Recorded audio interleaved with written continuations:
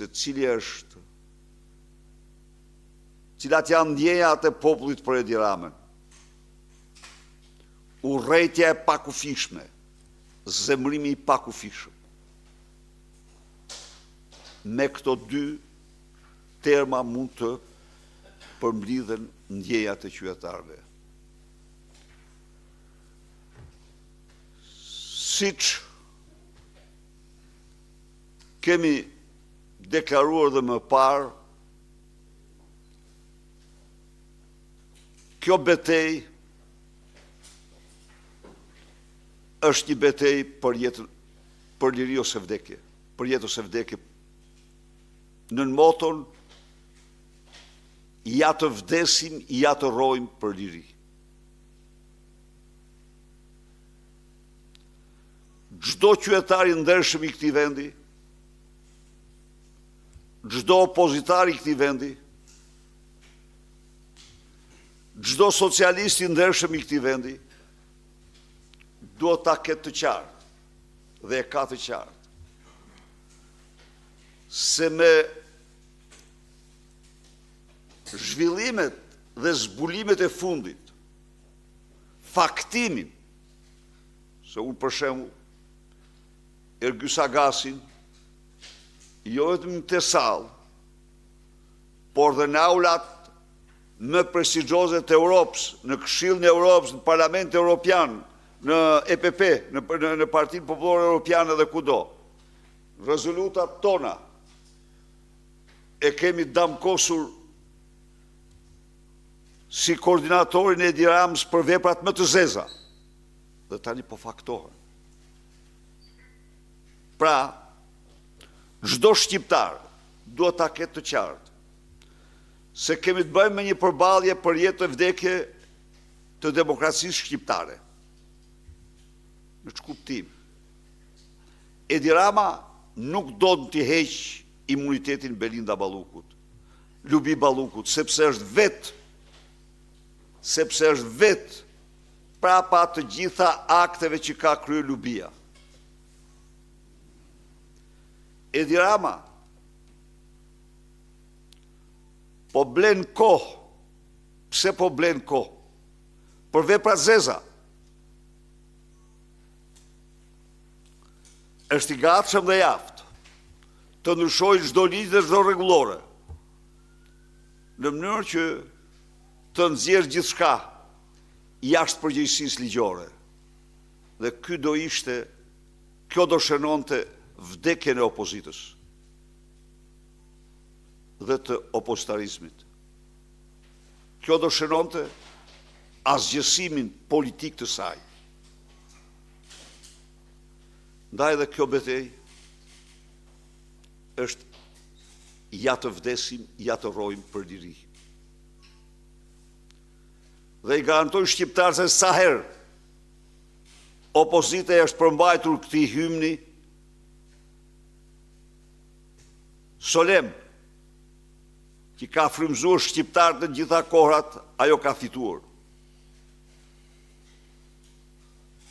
Ky ishte himni i viteve 90. Po ky ishte edhe 98. Me këtë himn nuk ngritëm ne, se donin ta shfarostin dhe fituam. Dhe kësaj here ne do fitojmë. Por duhet që çdo opozitar t'i përsërisë vetes gjatë ditës me 10 herë këtë moto. Nuk ka moto më të rëndësishme se kjo. Opozita nuk mund të shquhet. Shurja e opozitës është shurja e sovranitetit kombëtar të brendshëm. Është fundi. Nuk mundet kur një bandë kriminale e implikuar në aktet më të rënda, në pengmarrje, në zhdukje, në çfarë aktesh, në kontrollet pamëshira të çdo të dhënet të qytetarëve shqiptarë, në kontrollet pamëshira të të gjitha lëvizjeve të transaksioneve. Nuk mundet kur kjo ta zgjersoj sovranitetin e brendshëm të një kombi të azjesoj opozitën. Ndaj dhe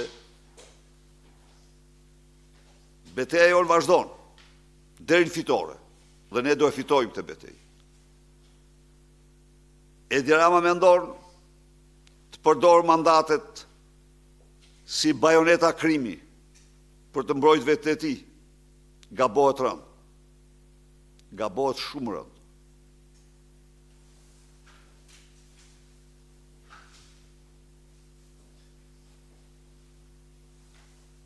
Gjithë qka është të dorë të qytetarëve tani. Mbrëm, ai u shkarkua nga detyra, de facto. Para gjithë botës është një kapoband, së është asgjë më shumë. Një avokat Miran, që fshihet pas Lubi Ballukut, pas Ergjys Agasit, e tjerë me radhë. Duke fanërua dhe me njerëve me njohjen më të madhe, të gjitha ata tri, të reja, burra, gra, të moshur, pensionist, që lanë çdo gjë dhe mbushën sheshin, i ftoj të përshkallëzojmë, të jenë të gatshëm të përshkallëzojmë luftën, betejën tonë, gjerë realizimin, gjerë përmbushjen e misionit. Misioni ynë është largimi i kësaj qeverisje, qeveri teknike, zgjedhjet lira, opozita në pushtet në mënyrë të pashpakshme. Jam këtu për të denoncuar me forcën më të madhe provokacionet dhe terrorin policor ndaj disa të rive të cilët nuk kanë kryer absolutisht as edhe aktin më të vogël të dhunës. Janë ndaluar 10, nga të cilët 4 janë arrestuar. Erlis Sina, Artan Hysenaj, Albi Kryeziu, Jason Prendi.